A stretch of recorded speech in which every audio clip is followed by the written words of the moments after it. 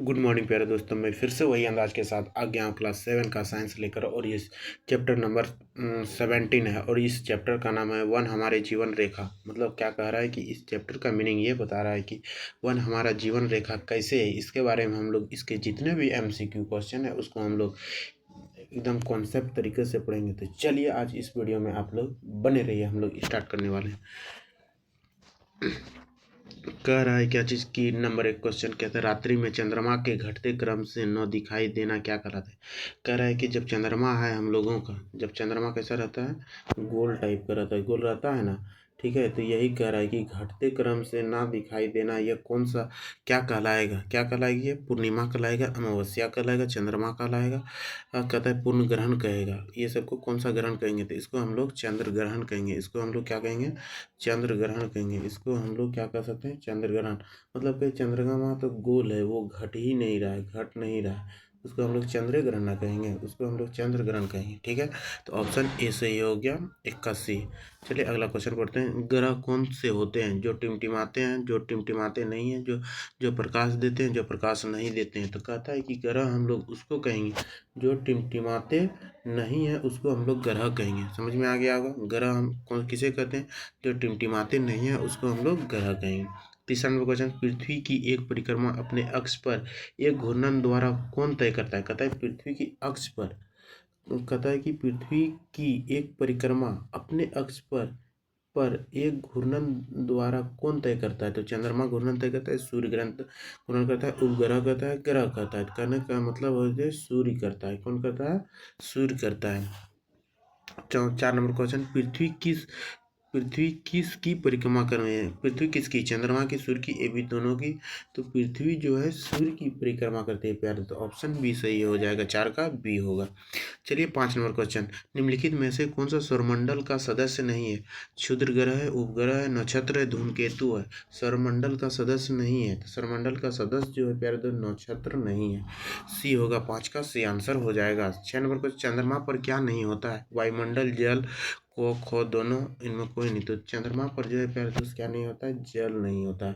चंद्रमा पर नहीं नहीं नहीं, चंद्रमा पर क्या होता है कि को ये दोनों नहीं होता है। चंद्रमा पर क्या होगा कि वायुमंडल भी नहीं होगा और जल भी नहीं होगा। इसके लिए ऑप्शन सी सही हो जाएगा। ठीक है प्यारे दोस्त, चंद्रमा पर क्या नहीं होता है, जल भी नहीं होगा और वायु भी नहीं होगा।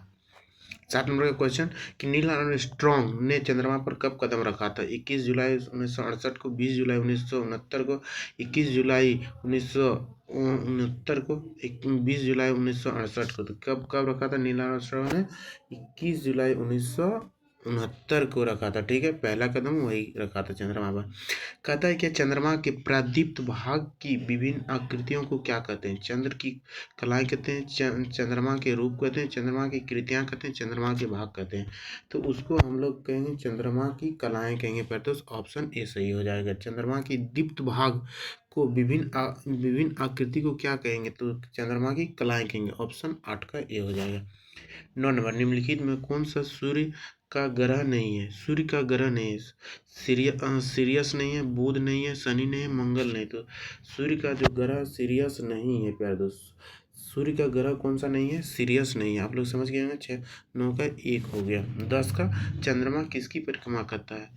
आकाश की, सूर्य की, पृथ्वी की, ग्रह की। चंद्रमा जो है पृथ्वी की परिक्रमा करता है। चंद्रमा चंद्रमा किसकी परिक्रमा करता है, चंद्रमा पृथ्वी की परिक्रमा करता है। ठीक है पहले 10 का सी हो गया। कहता है किस स्थान से देखने पर चंद्रमा का सूर्य प्राप्त प्रदीप्त भाग आकार में घटता है। आगे से, पीछे से, आकाश से, पृथ्वी से। तो इसका कौन सा भाग, पीछे से देखने पर जो इसकी आकार जो है घटता है। पहले आकाश में अत्यधिक संख्या में दिखाई देते हैं तारे, जुगनू, चंद्रमा, सूर्य। तो हम लोग आकाश में हम लोग सबसे अधिक संख्या में क्या देखते हैं पता है ना, तारे ही देखते हैं। पर तो ऑप्शन 12 का ए सही हो जाएगा। 13, रात्रि के समय में सबसे अधिक प्रादुप पिंड कौन सा होता है। सूर्य होता है, तारा होता है, चंद्रमा होता है, जुगनू होता है।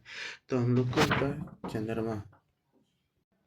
कहता है कि जब चंद्रमा की पूर्ण चक्रिका दिखाई देती है तो उस दिन को क्या कहते हैं। उस दिन को हम लोग क्या कहेंगे, पूर्णिमा कहेंगे, अमावस्या कहेंगे, एकादशी कहेंगे, दूज का चांद कहते हैं। उसको हम लोग क्या कहते हैं, जब चंद्रमा दिखाई देता है तो उसको हम लोग पूर्णिमा कहेंगे। ऑप्शन सही ए हो जाएगा। ठीक है, 6 का 14 का ए होगा।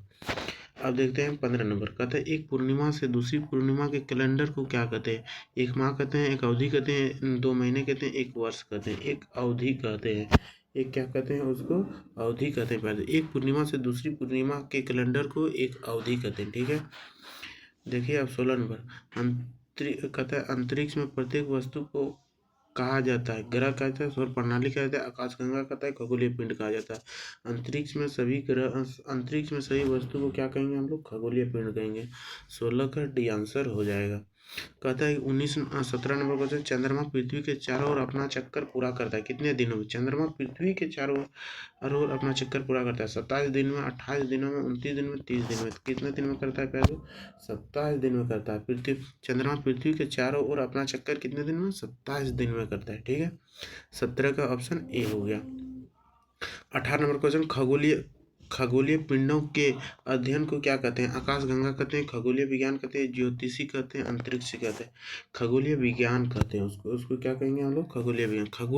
खगोलीय पिंडों के अध्ययन को क्या कहते हैं? खगोलीय विज्ञान से ही खगोलीय पिंड का अध्ययन किया जाएगा, ठीक है प्यारे दोस्त। चलिए 18 का बी हो गया। 19 का, कहता है चांद पर कदम रखने वाले पहले इंसान कौन है? देखिए अभी हमने अगला क्वेश्चन पढ़े थे हम लोग। कहता है एडरलिन कहते हैं, नील आर्मस्ट्रांग कहेंगे, जेम्स बॉन्ड्स कहेंगे और नील पटेल कहेंगे। इसको हम लोग क्या कहेंगे? नील आर्मस्ट्रांग कहेंगे, ठीक है। 19 का भी आंसर हो जाएगा। कहता है कि पृथ्वी से सूर्य में लगभग की दूरी कितना है? पृथ्वी से सूर्य की लगभग कितना दूरी है? 10 करोड़, 15 करोड़, 20 करोड़ किलोमीटर और 25 करोड़ किलोमीटर। तो कितना है? 15 करोड़ किलोमीटर है। कहाँ से? पृथ्वी से सूर्य की दूरी 15 करोड़ किलोमीटर है, ठीक है। 21 का, सूर्य के बाद पृथ्वी के निकटतम तारा कौन सा? सूर्य के बाद पृथ्वी से निकटतम तारा कहता है अल्फा सेंटरी है, कहता है प्रोक्सिमा सेंटरी है, ध्रुव तारा है, आकाशगंगा है। क्या कहता है? पृथ्वी कहता है सूर्य के बाद पृथ्वी से निकटतम तारा कौन सा है? तारा कौन सा है? प्रोक्सिमा सेंचुरी है, प्रोक्सिमा सेंचुरी, ठीक है। 21 का बी हो जाएगा। अब 22 नंबर को, सबसे अधिक चंद्रमा वाले ग्रह का नाम क्या है? सबसे अधिक चंद्रमा वाले ग्रह का नाम क्या है? पृथ्वी, शनि है, बृहस्पति है, यूरेनियम है, नेपच्यून। तो सबसे अधिक किसमें ग्रह होता है? बी नंबर बृहस्पति में होता है। सबसे अधिक किसमें ग्रह होता है? बृहस्पति में। 23 नंबर क्वेश्चन बताइए, लंबी दूरी पर तारों और ग्रहों के बीच की दूरी को मापने के लिए इकाई क्या है? कहता है कि लंबी दूरी पर तारों और ग्रहों को, तारा और जब ग्रह को नापेंगे उसके बीच की दूरी किससे नापेंगे?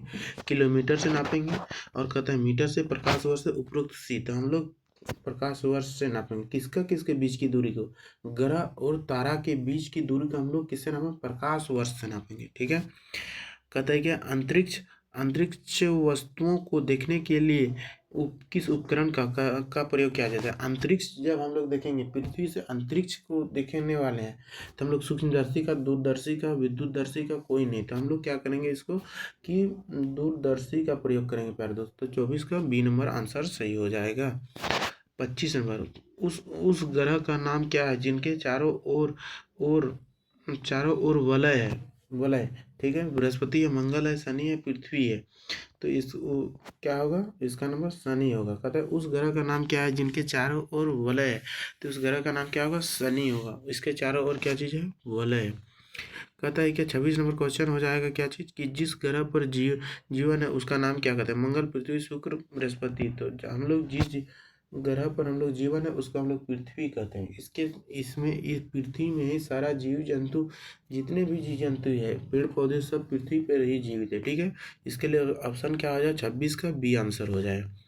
27 नंबर क्वेश्चन कहता है खगोलीय पिंड कौन कौन से? तारे हैं, ग्रह है, चंद्र के अन्य पिंड है, उपरोक्त डी। तो ये सभी है, क्या चीज़ है? खगोलीय पिंड है। खगोलीय पिंड कौन से है? तारे भी है, ग्रह भी है, चंद्र ग्रह के अन्य पिंड भी है और उपरोक्त सभी। तो इसके लिए डी हो गया, ठीक है।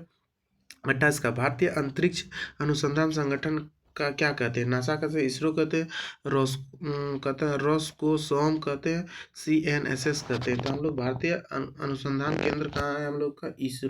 इसरो कहाँ है पता है ना? इसरो बेंगलुरु में है। इसरो कहाँ पे है? बेंगलुरु में, ठीक। कहता है 29 नंबर क्वेश्चन, अंतरिक्ष से पृथ्वी की सतह पर गिरने वाले वस्तुओं को क्या कहते हैं। कहता है अंतरिक्ष से पृथ्वी की सतह पर, समझ में आ रहा है कि ये अंतरिक्ष है, ठीक है, इसको पृथ्वी है, तो यहाँ पर गिरने वाले सतह को उसको क्या कहेंगे, ये जो गिर रहा है तो इसको कहते कहता है कि क्षुद्र ग्रह कहेंगे, धूमकेतु कहेंगे, उल्का कहेंगे, उल्का पिंड कहेंगे, तो हम लोग इसको उल्का पिंड कहेंगे। यहाँ से जो गिर रहा है इसको हम लोग इसको ही उल्का पिंड कहेंगे, ठीक है। 29 का डी आंसर सही हो जाएगा। चलिए तो यहीं पे क्वेश्चन हम लोगों का समाप्त होता है। तो वीडियो आप लोग को अच्छा लगे तो क्या करना है, आप लोगों को वीडियो को लाइक करना है और अधिक से अधिक शेयर करना है वीडियो को, और इसको कमेंट भी करना है। तो चलिए यहाँ और चैनल को सब्सक्राइब करना है। तो चलिए यहाँ पर हम लोग वीडियो को समाप्त करते हैं, नेक्स्ट वीडियो में मिलते हैं। जय हिंद, जय भारत।